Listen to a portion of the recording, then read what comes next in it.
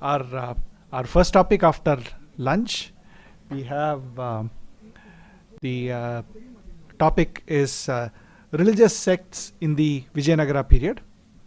And to deliver this lecture, we have Dr. Shalva Pille. Dr. Shalva Pille is from a famous village, Melukote of Mandya district. He has studied Sanskrit, Vedas, Divya Prabandhams and Shastras as required for his traditional Sthanacharya lineage. He has also completed his master's degree in ancient history and archaeology from Mysore University with first rank and gold medal. He got his PhD on the iconography of Vishnu in Hoysala temples from the University of Mysore. He has been appointed to Hunsur Government Degree College as a history professor. Later, he became the chairperson of the Department of Ancient History and Archaeology in Karnataka State Open University in 2012. He has served in various capacities like Deputy Registrar of Examination, Coordinator and Director Admissions, etc.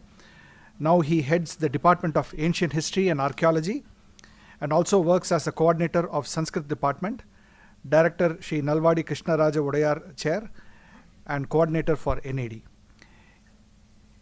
He is very popular for his TV debates on Sanatana Dharma, philosophy and Indian history. Many Western students from various countries visit him and learn Indian culture. He has also written various books and research articles. We welcome Dr. Shalva Pille.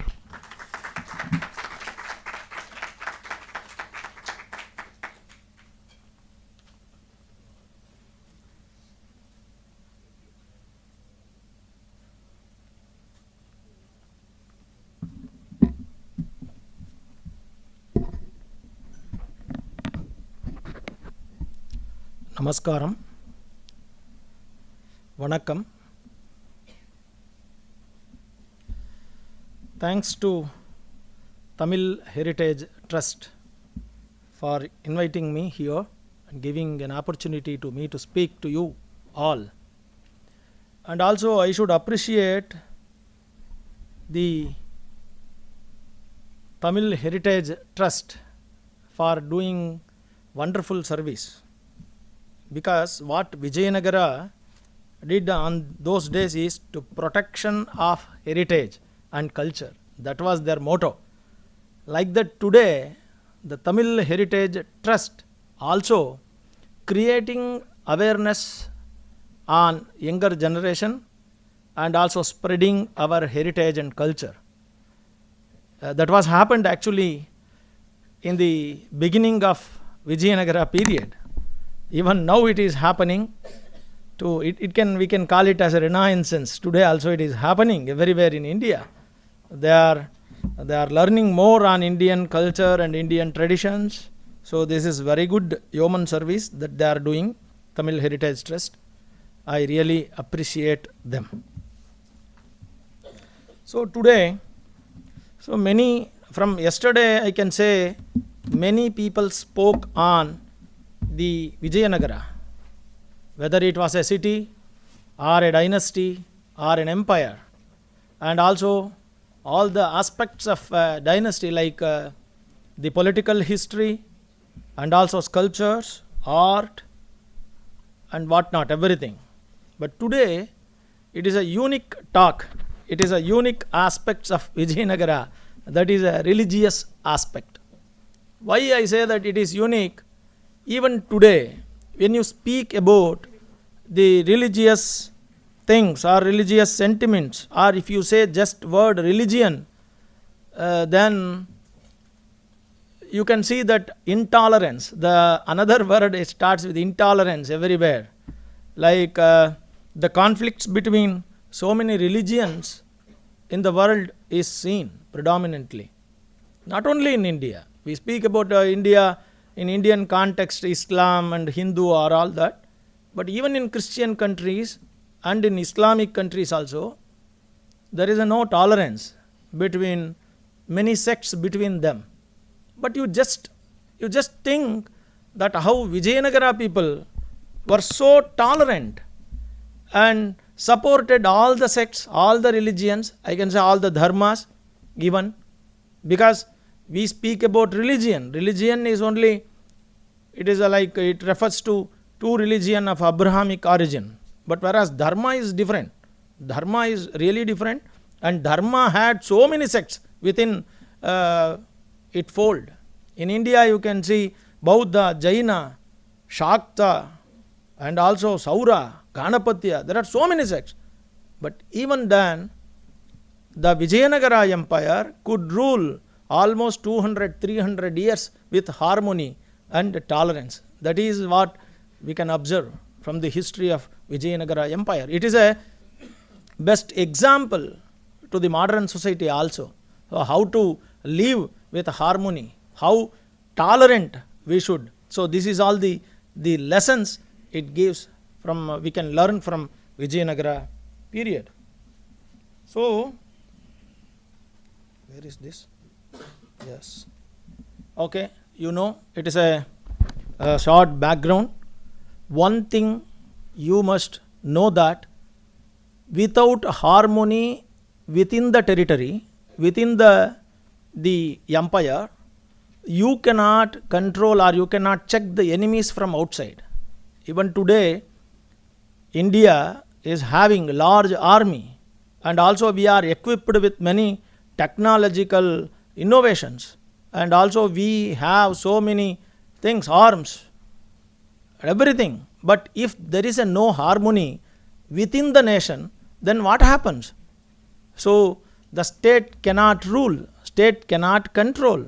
So this was the situation on those times. You just observe total North India was completely suffered from Islamic invasions.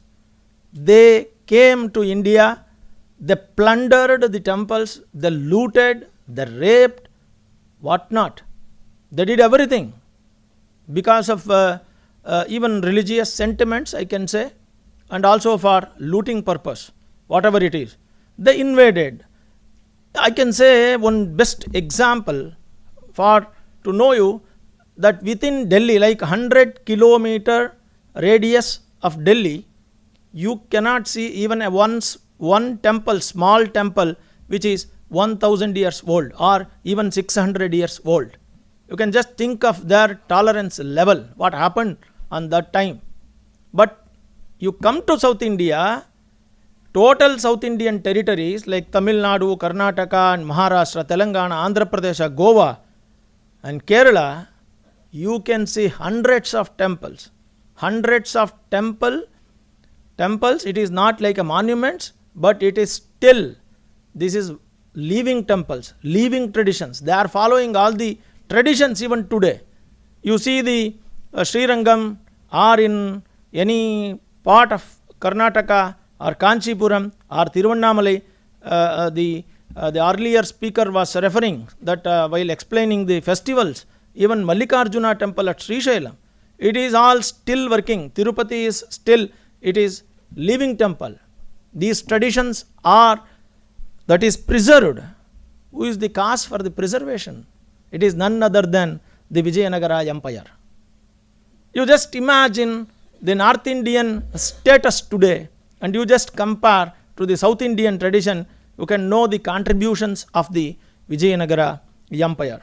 You know that Vijayanagara, they ruled from three places, from 1336 to 1565 from Hampi, and later on they went to Penakonda, and also later on they moved to Chandragiri, and later when the completely end of the dynasty they ruled from Vellore.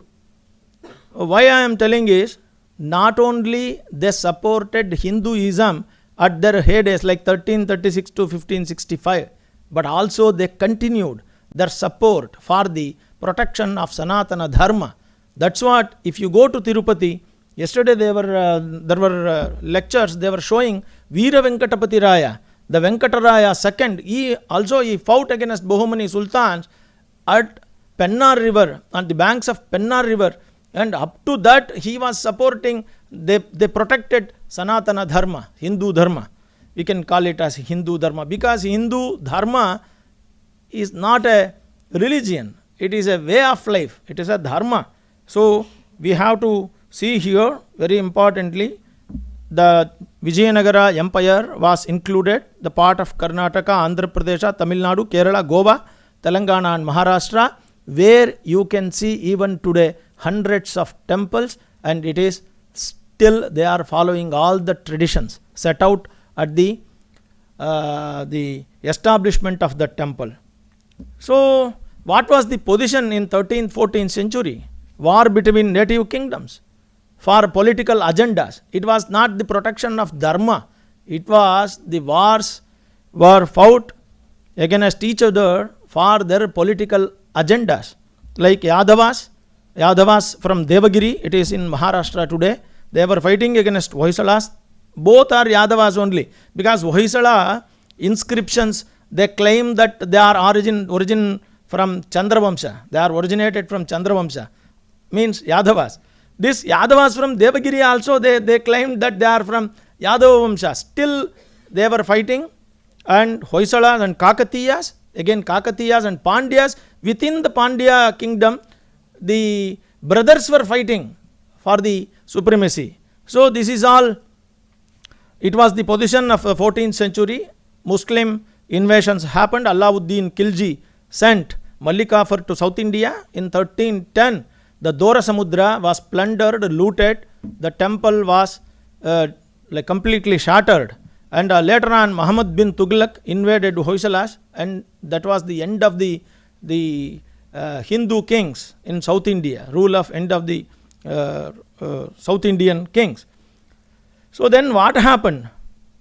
So when we study the history of South India, we know that the Mallikafar and also Muhammad bin Tughlaq, they were hesitant to come to Tamil Nadu because they thought that it is a very hot area, they could not sustain and they cannot fight with Tamil Yodhas, Tamil Veeras, because Tamils are having very heroic nature, valor and all. They could not enter Tamil area. But what happened? When the dispute between Sundara Pandya and Veera Pandya, they only approached the Muslim army and they invited the Muslims into Tamil area. That caused the death blow to Pandyan kingdom in Tamil Nadu. And what happened? Total Madurai devastated, and Srirangam and everything. Like Madura Vijayam explains how it happened, what happened to the Tamil Nadu temples. Madura, Srirangam, under Muslims it came. The Koil Valagu and Madura Vijayam explains what happened in Tamil Nadu. So when Veera Kampanaraya, the Bukka's son, he was marched to Kanjivaram, and one lady, like Madura Vijayam explains that, one lady, it may be, you can call it as a Kamakshi, because day before yesterday, he was telling that Kamakshi only in disguise, she presented what was the situation to Veera Kampanaraya. But Madura Vijayam says that it is a lady, unknown lady, came to Veera Kampanaraya's court and she explained what happened to Srirangam. And it is supported by Koil Valagu also. Koil Valagu explains that the temple of Srirangam was completely shattered and they want to desanctify the temple. They entered, Muslim army entered inside the temple. They slaughtered the cow in front of Garbhagraham. They raped the women of Archaka community there itself within the Kilimantapam of Srirangam, and it was suffered a lot. So many people were slaughtered on that day. Then few scholars or few Brahmins of that temple, headed by Vedanta Deshika and Pillai Lokacharya, they took that image of Alahiya Manavalan, which is, I am showing there, the Utsava Murti of Srirangam. They took that one, and Vedanta Deshika protected the Sutra Bhashyas of Ramanuja, the books of Ramanuja. He went to Satyagalam. Whereas the Lokacharya has taken this image to Kerala. While going at Satyamangalam, the Muslim army came there.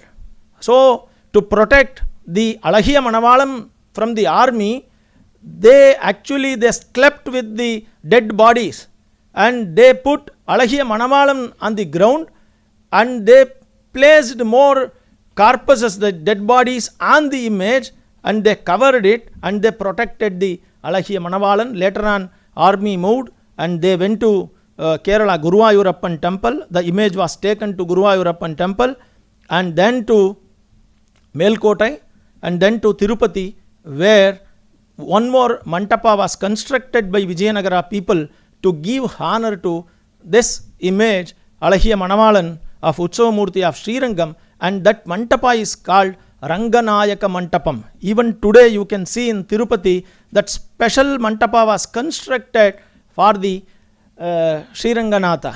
Why this is very important? Even today in Tirupati, they do Mangala Shasanams in all the Divya Deshams, all the Vaishnava Kshetras. What is the prayer? The prayer was set out by Sri Ramanujacharya to protect. They pray that Lord, like I am in Melkote, I am praying Tirunarayana to protect the Srirangam temple, to protect the Sriranganatha, and also Alahiya Manavar. This is happening even today. You go to Tirupati, they do Shatumarai, and conclusion part of the prayer is to pray to Sri Venkateshwara to protect to Srirangam. So this is set out by that time, because Srirangam was the foremost kshetra for Sri Vaishnavas, the Vaishnavas I can say. So when it is completely collapsed, all the Sri Vaishnavas, all the Vaishnavas, they prayed Lord to go back to the temple to get back the glory which was there from the time immemorial.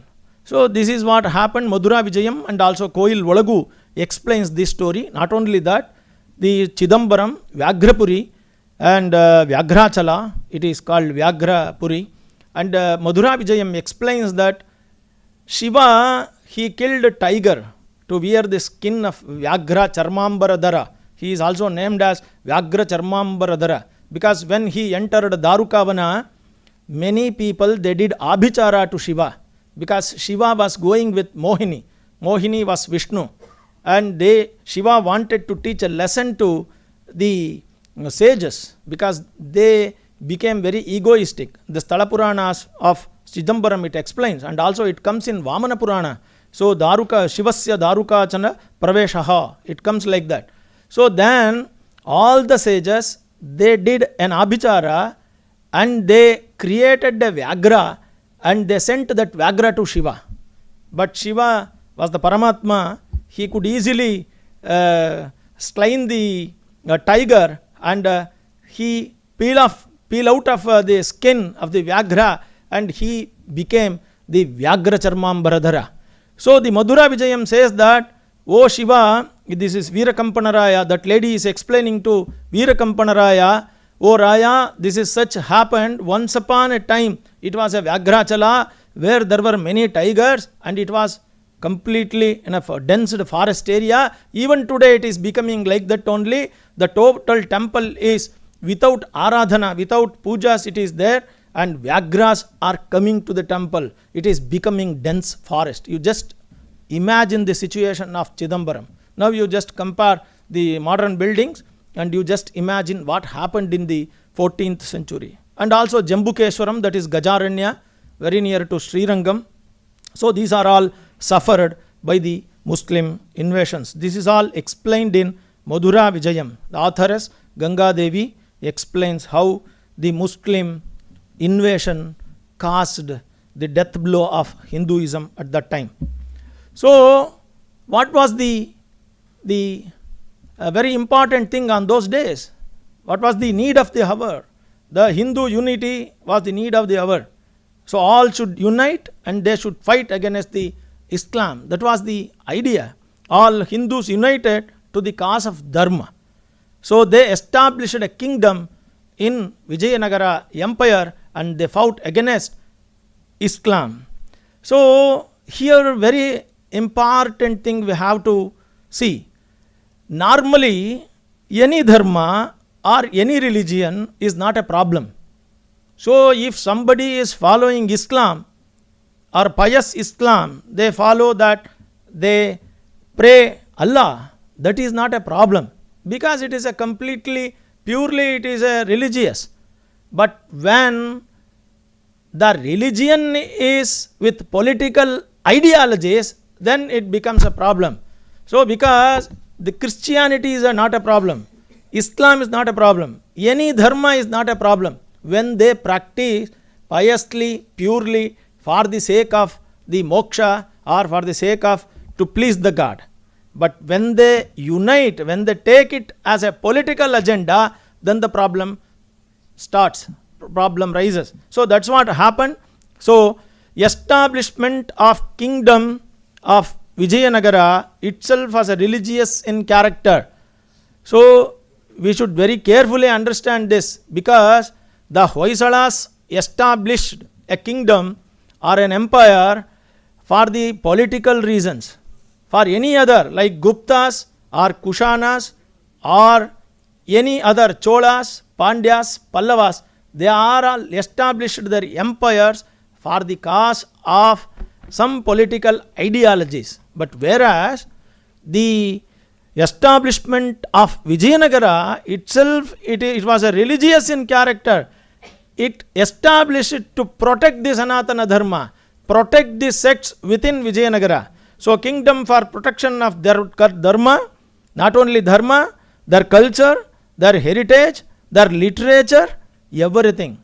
So that's what, after establishment of Vijayanagara, they could succeeded in checking Muslims for further penetration into the South India, and also religious revival was started, because Vijayanagara supported lot to renaissance of Hindu Dharma. Because when you think you are proud of your heritage and culture, then only you can face any challenges. If you are not proud about your culture, your heritage, your traditions, how can you fight against others? It is impossible. So Vijayanagara kings, what they did is, they supported all the scholars to write about their culture, revival of their heritage, revival of temples.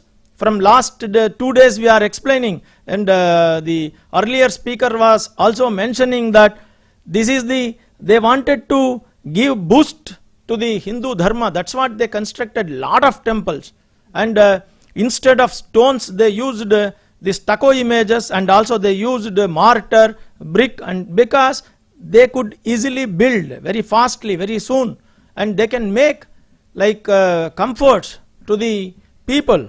So they did it. So we can say that it is a literary renaissance of the Hindu Sanatana Dharma on that time. So what is Dharma? It is very important question again. The Hindu establishment in a kind of Vijayanagara empire, they acclaimed in their inscriptions that Vaidika Marga Pratishthapanacharya. Why they are established? What was the purpose of Vijayanagara empire? Vijayanagara empire's purpose was to Pratisthapana of Vaidika Marga. They claimed in inscriptions. And also they are called, so normally you can see now sannyasins or ascetics of the matas, they use this titles like Vaidika Marga Pratishthapanacharya, Veda Marga Pratishthapanacharya, all that. But inscriptions say that the Vijayanagara kings, all the kings were called like that, Veda Marga Pratishthapanacharya, only not sannyasins. And they are also called Hinduraya Suratrana. It is the translated in English that he was the great king of Hindus. It is not like that, because Suratrana means they wanted to support the Hindu kings. So Hinduraya Suratrana means the supporters of Hindu kings. So they supported lot the local chieftains, the feudatories, to unite themselves and fight against the Islamic invasions. So we have to know the difference between dharma and also religion. So dharma is way of life.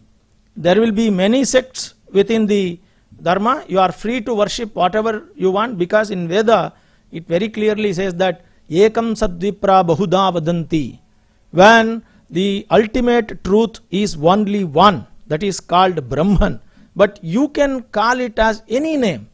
If you call it as one name is any other name like Krishna, Govinda, Shiva, Someswara, whatever you call, it is not a problem for us, because God has many names and we can accept. And also, if you say Jesus is God, Allah is God, there is no problem for Hinduism, because it will accept that only one God exists in this world, only Parabrahman. We accept the names like he is also equal to our Parabrahma, because anything in this world is Parabrahma only. Nothing is left. See, everything is the Parabrahma only. There is what do you say? Without Parabrahman, nothing is there in this world. So we accept that Veda also claims that Ekam Sat Vipra Bahuda Vadanti. There is no need of that. So liberty in worshipping. If you worship Shiva, no problem, you can worship. The ultimate truth is one, but you are calling him in a form of Shiva, no problem. If it is Vishnu, okay, no problem. Surya, no problem. Ganapati, no problem. But the Abrahamic religions, the religion means a sect of people, one book and one God. So this is the theory of the nature of the Abrahamic religion, where they will not accept the other gods as equal to their God. So they say that there is only one God and that no God is equal to that God. And you have to follow one book. And you have called one sect of people. They are only restricted to that. That restriction was not there in the Dharma. But in religion it is found. So this is the difference between the Dharma and religion. So Vijayanagara people encouraged all. One of the audience was asking me whether Vijayanagara people supported Kumarapantha or not. So Vijayanagara people supported all the sects of that time. So the protector of dharmas themselves, they acclaimed that they are the protectors of Hindu Sanatana Dharma. So they are guided by the celebrated Muni Vidyaranya, and he is also called Vidyatirtha Muni in the inscriptions, later inscriptions, and also Sayana and Madhava, that is Sayanacharya and Madhavacharya. You heard these names from last several lectures. So they wrote on the Veda Bhashyas and also all our ancient texts. And so Vidyaranya supported the establishment of Hindu united power, and at the same time Vedanta Deshika was also living at Satyamangalam.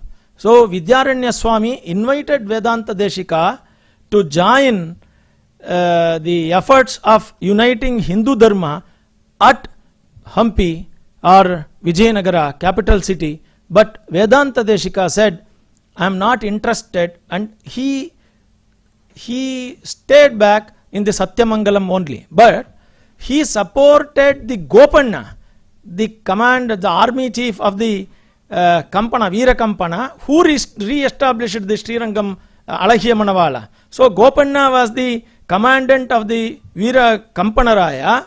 That Veera Kampanaraya was succeeded with the help of Gopanna only to shatter the Islamic rule at Madhura. So this is very important. So Veera Kampanaraya's victory over Tondamandalam and Madhura was explained in the Ganga Madhura Vijaya, and re-establishment of Srirangam, Chidambaram, Madurai, everything was happened with the help of Gopanna. Gopanna was the ardent devotee of Vedanta Deshika, whereas Vidyaranya motivated the kings at Vijayanagara, whereas Vedanta Deshika motivated Gopanna in Satyamangalam and Srirangam. One Singapiran, there is an inscription from Tamil Nadu, it mentions about Singapiran. Singapiran was the service of the Muhammadans, but he was waiting for the time, and he informed the Gopanna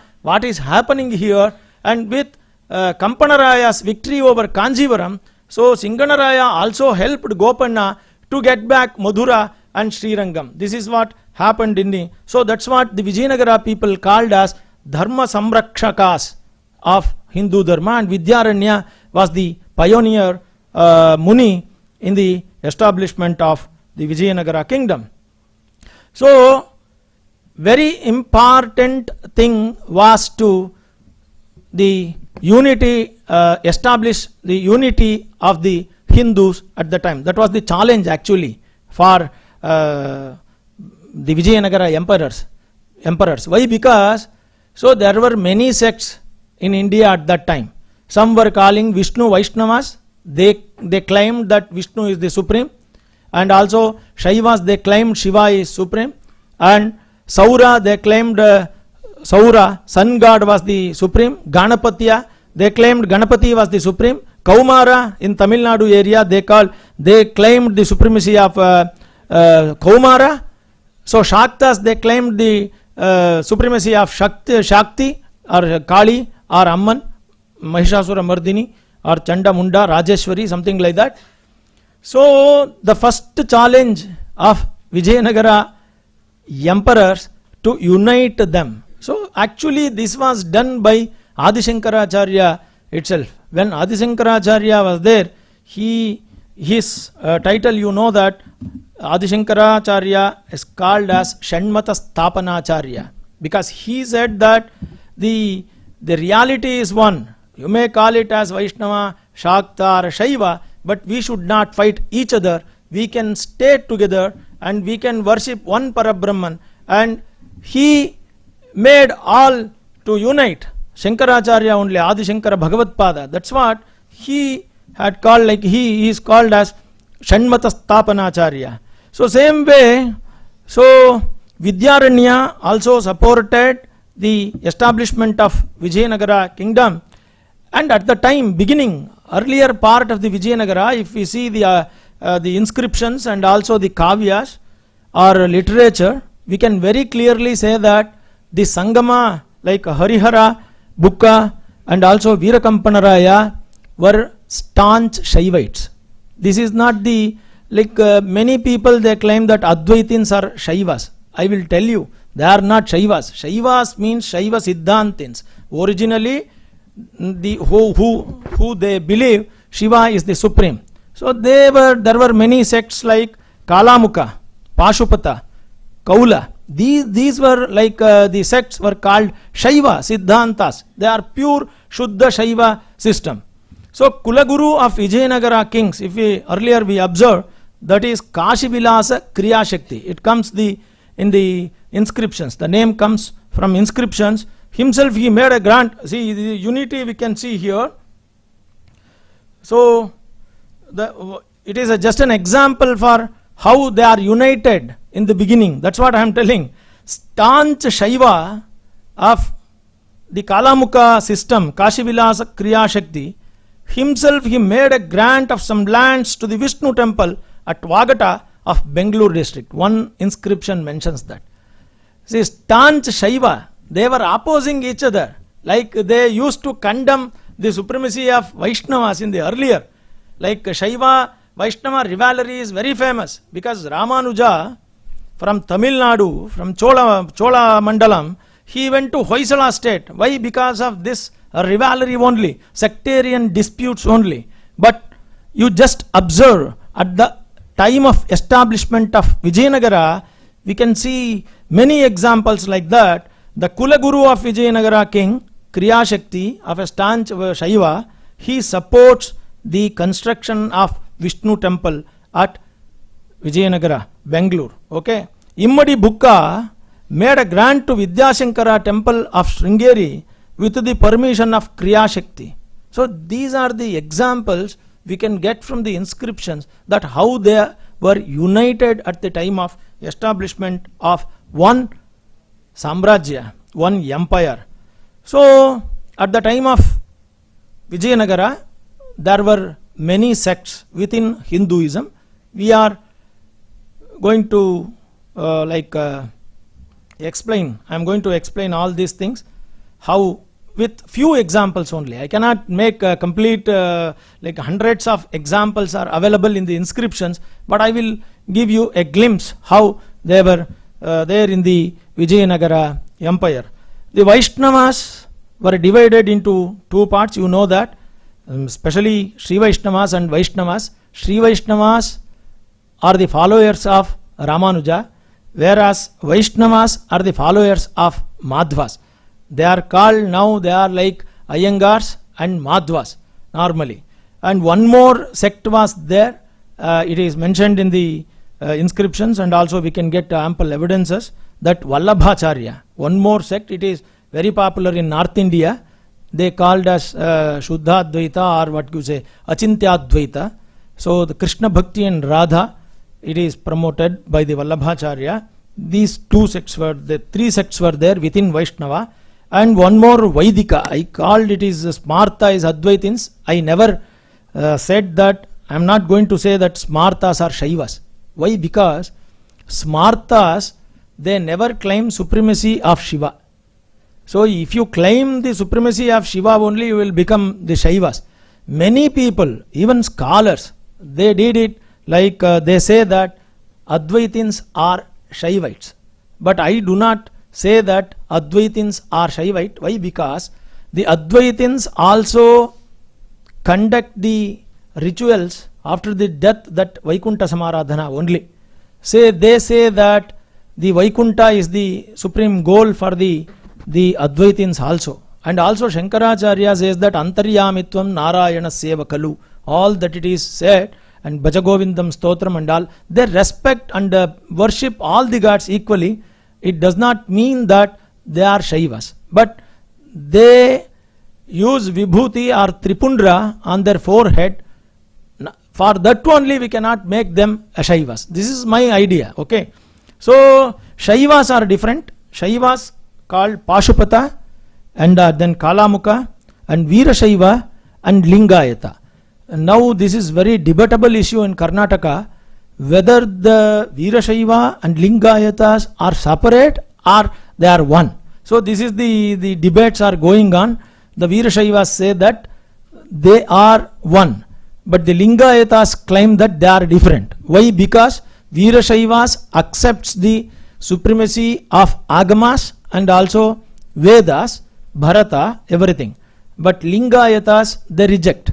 They never accept. They say that only the, what you say, the authority of the Vachanas. So this is the debate, it is going on even today for political reasons. It is not for any like what you say, philosophical lineage. There is no dispute in Karnataka even today, but for political ideologies, because they are more in number, like Veerashaivas and also Lingayatas are more in number in Karnataka. So that's what the political parties are in the plan of getting more votes from the vote share from these communities. So that's what they are always, they support something like that. So other than that, we can also found some of the sects within Hinduism, Shaktas, like Shakti Aradhakas, Ganapatyas. We have number of Ganapati images, but it is not like, we cannot say that they are Ganapatyas. And also Kaumara and also Saura. We do not find any Saura separate temple at Vijayanagara times. Okay, so other than that, if you broadly, if you take that the religious aspect, like religions, and I never want to call it as a religion, but we have to, because all the scholars are discussing like that only. Hinduism, Jainism, Islam and Christianity, these were religions there at the time of Vijayanagara. And there were two matas for Advaitins. One is Sringeri Mata and Kanchi Mata. We can observe from the inscriptions that number of grants made to the Sringeri Mata, and lavishly they donated. Especially two references I can take here. One is Sangama brothers made a grant, that is Common Era 1346 to Sringeri, and also Kanchi Mata also got many grants from Vijayanagara kings. Few sectarian controversies also recorded in the pages of history, that between Akshobhya Muni and also Vidyaranya about Tattvamasi, and Vedanta Deshika was the judge adjudicator of that time, and he supported Akshobhya Muni. It comes like that, and many people say that it was not happened, and just it is a claim of Madhvas. So this is the debatable issue again, but I wanted to make a point here. That's what I said, that Vidyaranya and Akshobhya Muni, and Appaya Dikshita and Vijayendra Tirtha. And also one more the literature claims that Appaya Dikshita was defeated by Vijayendra Tirtha in Kumbakonam. This is also all it is there. It is left to you to decide. So Kalamuka, Pashupata, Kaula, Kapalika were the 4 sects of the Shaiva Siddhanta. And in Pampa Mahatmya was the Sthala Purana of Hampi. It says that Virupaksha was worshipped by Kalamukas. And Uttara Pampa Mahatmya speaks about the glory of Kalamukas. And it is given completely. Normally, people used to believe that Kalamuka means, Kala in Sanskrit is black, Mukha is face. So many people say that Kalamuka means black-faced yatis. It is not like that. It is explained in Pampa Mahatmya that Kala Yatra. So Kalas of Shiva was practiced by the Pashupatas. So that's what it is called Kalamuka. They were not having the face with black face and all. So they accepted, the Pashupatas were the royal gurus of early dynasties. We can say easily with so many examples. They accepted the supremacy of Agama, Bharata, and also Vedas and Puranas. Kashi Vilasa Kriya Shakti was the preceptor of Harihara and also Bukka, and he was the guru of Madhava. Madhava was a minister, a Brahmin minister, but though he was Kashi Vilas Kriya Shakti was the guru of Madhava. So one of the instances, Madhava invited 80 Kashmiri Shaiva Brahmins and made grants for them.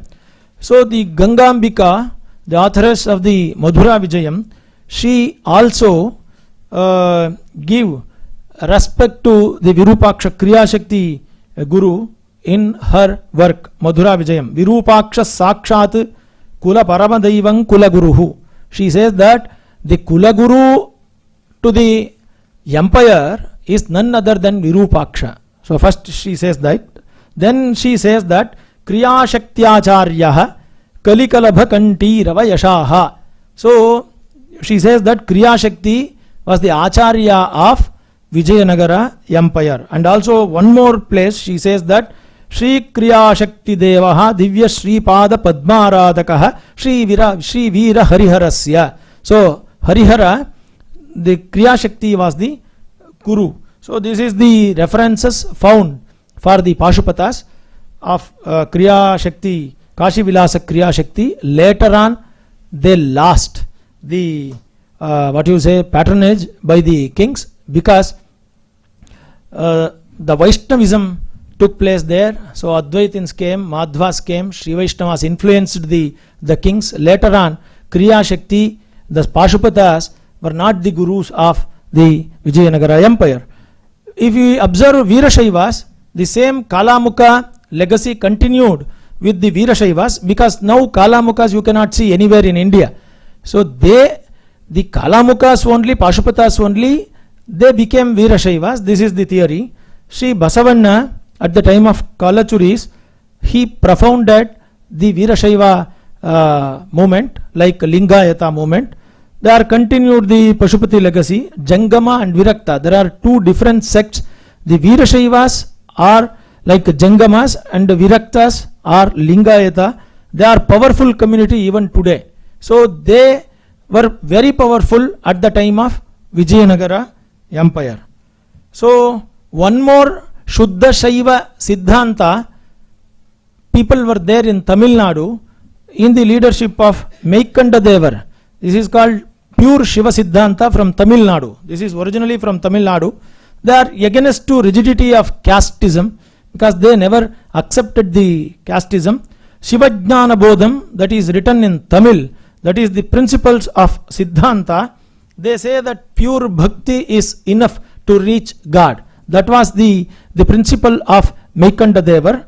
So other Pattira Vyagiriyar, Pattanath Pillayar, Paranjyoti Munivar, these were the successor of the Meikanda Devar.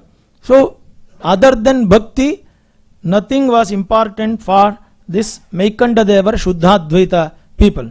So then Sri Vaishnavism, this is very, very important sect at the time of the Vijayanagara Empire, because total number of temples dedicated, lavishly grants were given to the Sri Vaishnava. If you go to Hampi also, you can observe maximum 80% of the temples were for Sri Vaishnavism only. Not only that, the inscriptions, while speaking, Madhusudanji was talking about the Utsavas.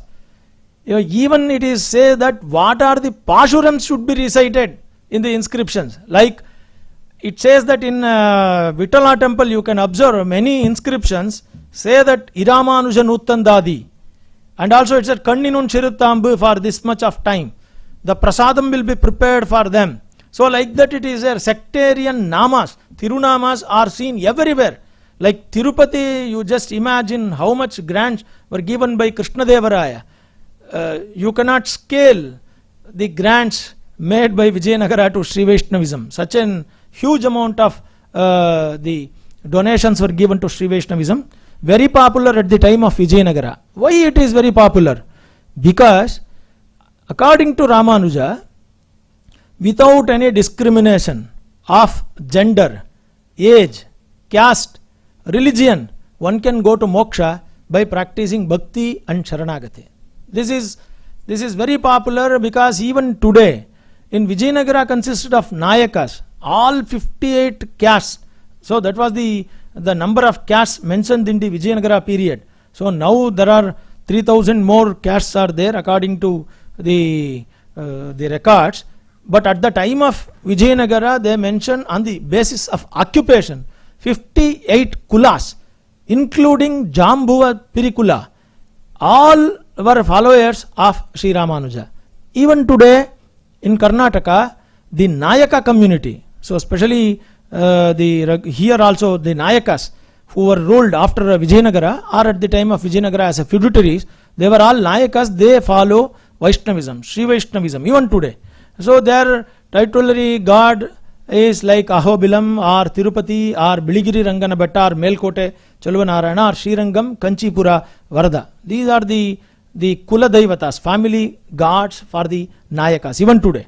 So this was very popular. Even the royal family, from the beginning of Hoysalas, when Vishnuvardhana met with Sri Ramanujacharya, himself he converted to Sri Vaishnavism. Later on, all the Sri Vaishnava aspects are shown in the temples of the Hoysalas. The same parampara is continued in Vijayanagara also, because after Virupaksha and Mallikarjuna and even after Shalva Narasimha and total Tuluvas like Krishnadevaraya, Achyutaraya, Sadashivaraya, Ramaraya and up to Venkata Sriranga, the last ruler of the Vijayanagara, they were staunch followers of Sri Vaishnavism. Not only that, even after the Mysore Vadayars, still they are following the Sri Vaishnava principles only. All the rituals in the palace in Mysore conducted based on the Parakala Mata system of Sri Ramanujacharya, Sri Vaishnavism. So this is, you wanted to note that even in many inscriptions in Vijayanagara time, you can observe this. All the temples like Srirangam, Tirupati, Kanchipuram, Melkote and all the Divya Deshams and Ahobilam especially, they got lot of grants from these kings. And at the time of Vijayanagara, it was very popular, yet there was a dispute between the Vadagalai and Tengalai. It is started. So this is a curse, I can say, to the Indian context, because within Advaitins there are Mata Bedas are there, like Kanchi Mata and Sringeri Mata. Like that in Madhvas also there is a Mata Bedas and also some other Vedas are also there. In Sri Vaishnavism also it is seen there, because when the intellectuals fight, it affects the common people. It will be confusing, because common people will be confused whom to follow. So intellectuals will be fighting always. So this is what happened in the Vijayanagara time. So it led to confusions, like Vadagalai people headed by Vedanta Deshikar, they claimed their own ideologies. Tengalai people headed by Manavala Mamuni, they claimed. Number of temples constructed, grants made, Srirangam, I said already, Tirumalai, Kanchipuram, Melkote, Sri Mushnam, Kumbakonam, what not, anything is there in Tamil Nadu, you can just say there is a contribution from Vijayanagara people. There is no temple is left without any contributions. I can make like that statement. Many temples dedicated to Vishnu in Vijayanagara period, even in the number of temples in Hampi. A royal family followed the Sri Vaishnava philosophy. More temples in Hampi dedicated to Vaishnavism. I can say Vijay Vittala temple, very grand one. It is dedicated to Sri Vaishnava because there is many people may claim that it is also the influence of Madhvas or Vyasatirtha. Yes, it is there because Vyasatirtha was the guru of Krishna Devaraya. We cannot say that he was not the guru, but you can see Tirumangayalvar temple. One special temple was completely dedicated to Tirumangayalvar in Hampi, and also 3 temples for Poheyalvar, Puduttalvar, Peyalvar, separate temples, shrines were constructed. For Muduli Alvars, it is called the temple of Muduli Alvars. And 12 Alvars temples separately consecrated in the temples. And Ramanuja Kuta was there. You just imagine Ramanuja Kutas were established by the Vijayanagara kings at the main temples to stay Ramanuja followers. This is what there, and you may be heard about Dasakuta and Vyasakuta. That is also there in the Hampi.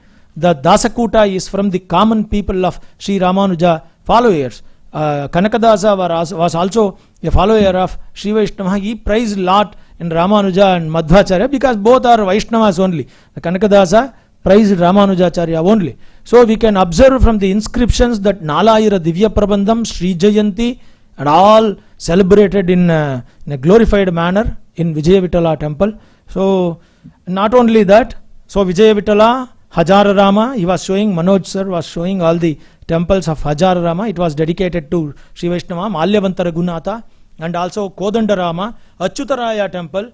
Everything was practiced. Varadaraja temple, Anantashayana, he was showing one temple, Malyavanta Raghunatha. All these temples were dedicated to Sri Vaishnavism at the capital. And special temples for Ramanuja and Alvars. Not only that, later on, the Vijayanagara kings themselves, they are converted to the Vaishnavas, followed Vaishnavas, became very staunch Vaishnavas. They stopped almost all the coins minting with other gods in a gold. So this is a debatable issue. Salatore writes about that. But you can see the second Venkata. At the time of Venkata, these 2 coins are minted. One is by Vijayanagara king Krishnadevaraya, and another one is from Veera Venkataraya. Both is having the Venkatanayaka image. In the front and the upwards, there is a Sri Venkateshaya Namaha, and one more is Sri Krishnaya Namaha. But the importance here, what we have to see here is, it is replaced the manual of Virupaksha. So Virupaksha was the titular deity, and the manuals were issued in the earlier period in the name of Virupaksha, but it is completely changed at the time of Veera Venkatanayaka. They started using Sri Venkateshaya Namaha or Sri Venkatesha. Not only that, some people, some historians, they observe that while going to the wars, they used to shout Jai Virupaksha, Jai Bhuvaneshwari, and later on they included the Ghoshavakkya of Jai Sri Venkatesha. So this is observed from the epigraphs. And later, other than Sri Vaishnavism, Vallabhacharya sect was also very famous at that time because they promoted the bhakti of Radha Krishna. Krishna should be worshipped in perfect satisfaction. What is that perfect satisfaction?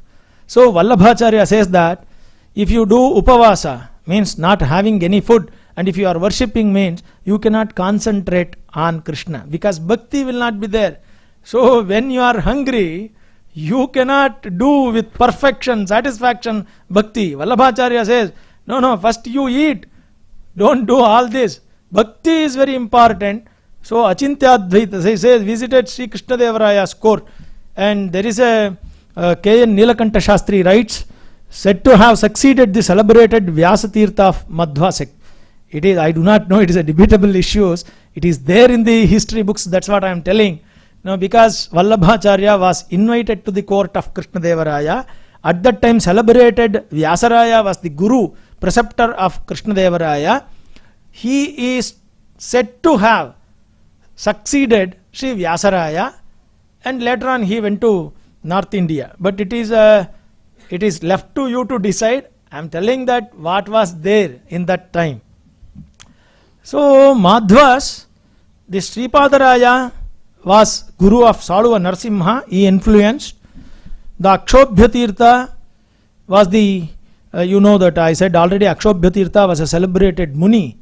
He actually debated with Vidyaranya. Vyasaraya was the guru of Sri Krishna Devaraya. Vyasaraya was the greatest of great on the Madhva Sampradaya, we can say that. So 8 matas established by Vyasaraya in Udupi. So Brahmanya Tirtha was the guru of Vyasaraya. Even today, Mysore to Bangalore, when you go there, there is a mata or Brahmanya Tirtha's Brindavana is in near Channapattana. So many grants were given to Brahmanya Tirtha for the Aradhana of the Brindavana at Brahmanya Tirtha Brindavana at Channapattana. This is also there. So Vijayendra Tirtha, you know, he was from Kumbakonam and he defeated Appaya Dikshita. And Vadiraj Tirtha of Sodemata, he was very important.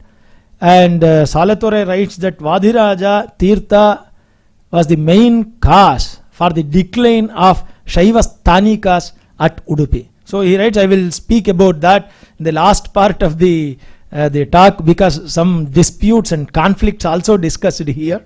So many grants were given to the Madhva Matas, especially temples of Madhvas. And one Yantrodharaka Hanuman, it is within the Hampi city, it is there. The Hanuman is there within the Yantra, and many Aksharas are written on the Yantrodharaka Hanuman. So Jainism was also practiced during Vijayanagara. Many, see, Vijayanagara kings were very tolerant to all the other dharmas. They supported everyone. Even Hinduism, even Islam and Christianity. I will tell you later part what are the examples. So not only that, Jainism also given patronage. Jains received great patronage. Religious toleration is the main reason. There was a conflict between the Bhaktas and Jainas. It is recorded in 1368 inscription from Shravanabelagola. The copy is also seen in Kalya. There they say that Sri Vaishnavas causing greater damage to the Jainas. Jainas went to Bukkaraya and requested to protect from the Sri Vaishnavas, because Sri Vaishnavas became very, very powerful on that time. You know, because very near there is a Melkote, and also Hoysala, total Hoysala kingdom was supported Sri Vaishnavism. So they became very powerful. Even Ramanuja went to Padmagiri, that is Shravanabelagola, defeated the Jainas there itself. So because of this, Sri Vaishnavas started giving trouble to Jainas. So Jainas, they went to Bukka and requested to protect from the Sri Vaishnavas. Suddenly Bukka called all the Acharya Purushas of all the places like Divya Kshetrams from Srirangam. Inscription clearly mentions Acharyas from Srirangam, from Kanchipuram, from Tirupati and Melkote. They invited there. In front of that Acharyas, a settlement was like a judgment was made. Bukkaraya said that one pana has to be collected by the Vaishnavas and also one pana by the Jainas. And Sri Vaishnavas should protect the Jaina monuments, basadis. They are the securities now. So Bukka made in front of the Acharyas that Sri Vaishnavas should take care of the Jaina basadis. In return, Jainas has to protect the interests of the Sri Vaishnavas. They should not quarrel. So Bukkaraya made this judgment and it is recorded in the inscription. You just see how tolerant Bukkaraya was also. Because one thing is very important. When there is a no harmony within the society, kings cannot rule. Kings cannot concentrate on the political affairs. So this was very important to maintain the peace within the community. So this is very important. So they maintain Krishna Devaraya, Irugappa Dandanayaka, and also Ganigitti temple. There is a photograph. It is also a Jaina basadi constructed by the Devaraya II and say Irugappa Dandanayaka, minister of Harihara. the Ganigiti temple was constructed, and Krishna Devaraya also lavishly donated to the Jainism. Especially you can see in the Bhatkala area number of basadis. Yesterday Nagireddy was also showing some of the basadis like constructed at the time of Vijayanagara people. So Devaraya, even Christians, so support, like Christianity was actually, it was growing on that time. They were like in the like Goa area and also in the coastal area they were doing something. Devaraya II had the Divan of a Christian in 1445.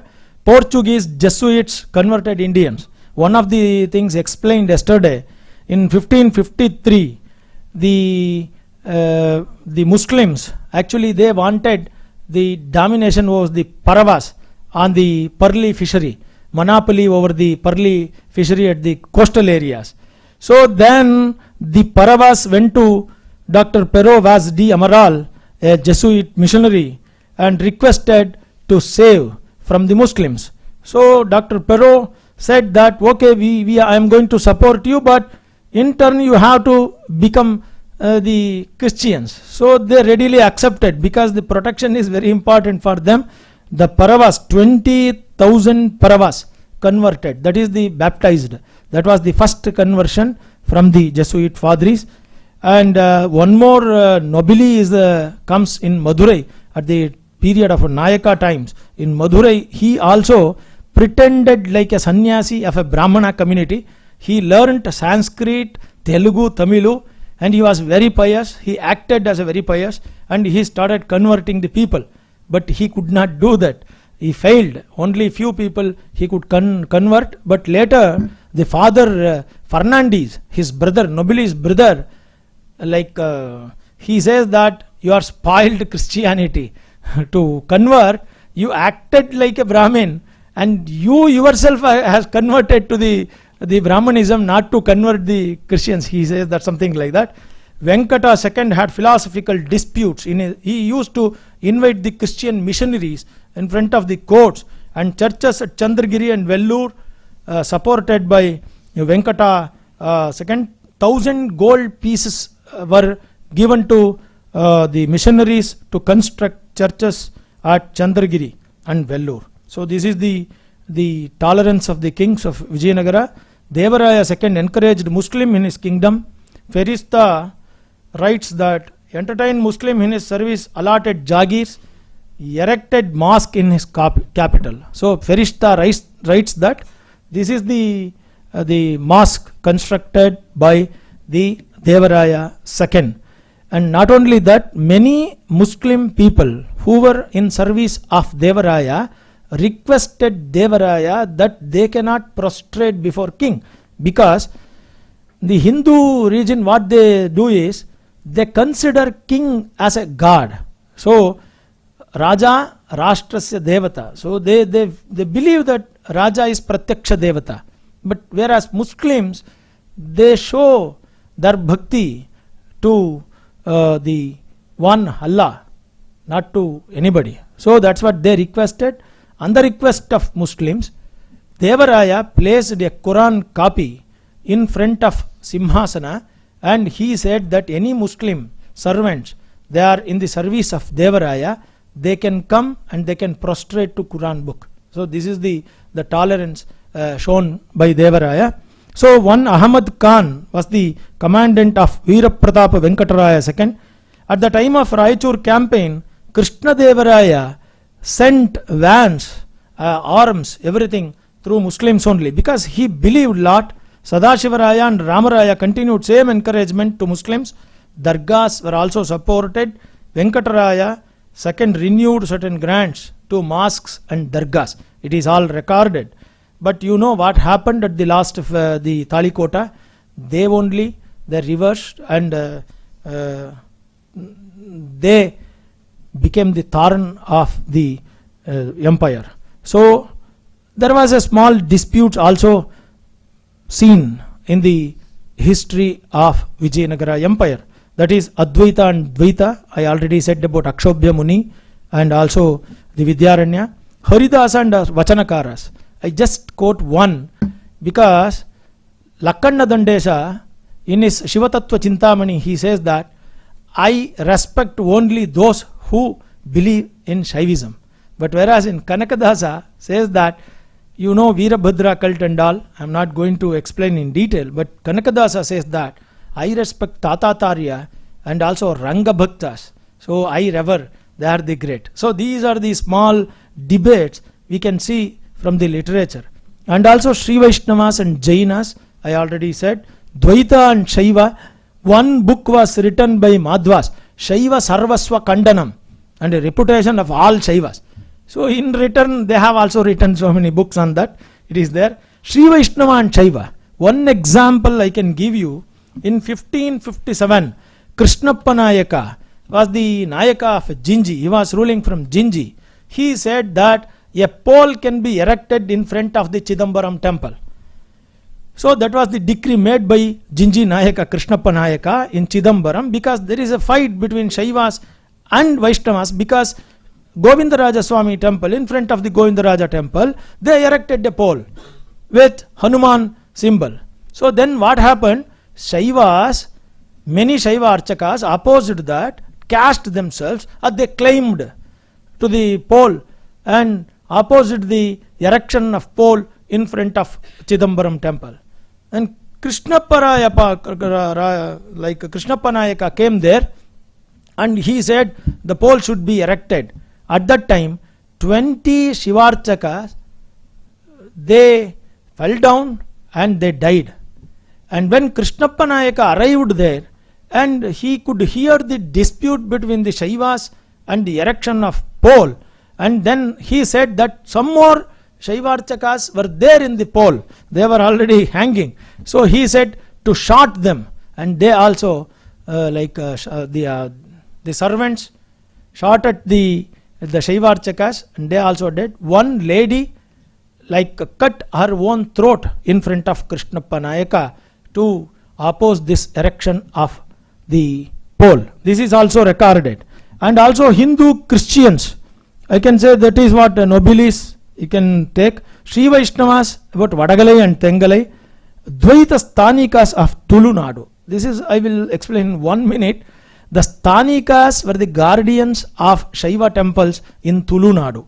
You can see in Udupi, Manjeshwara, Nitturu and other places. They were the local Sthanikas. They were maintaining the Shiva temple. But what happened at the time of Vadiraja, he, with the influence of Vijayanagara kings, he made them to go out of the temple. This is the dispute. It is written by Saletore in detail. So this is a thing. And also Hindu-Muslim conflicts also seen some extent. But conflicts were there. But Vijayanagara kings equally, they donated to all the sects, all the religions, and they maintained the tolerance, and also they maintained harmony in the society. This is what very important. That's what they could, rule very successfully. They could construct a lot of temples. They could do wonders. Even today, why we are remembering Vijayanagara people is for their wonderful contributions to the Indian continent. Indian, like Tamilagam, Karnataka, Andhra, Maharashtra, Goa, everything. And for the contributions for the Hindu Sanatana Dharma.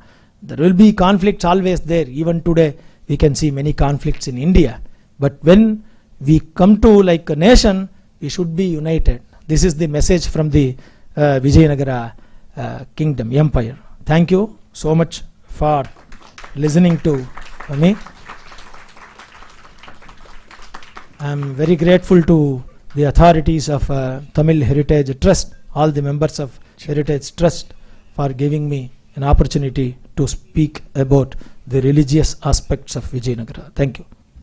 Thank you. I know Shalva PilleIyengar is running out of time to catch a flight, so in the interest of time we will not have a Q&A. We will do that later. Thank you very much, sir, for your excellent lecture and throwing light on the various religious sects during the Vijayanagara period. You want to say? Yeah, I request Mr. Soundararajan to come forward and honor the speaker.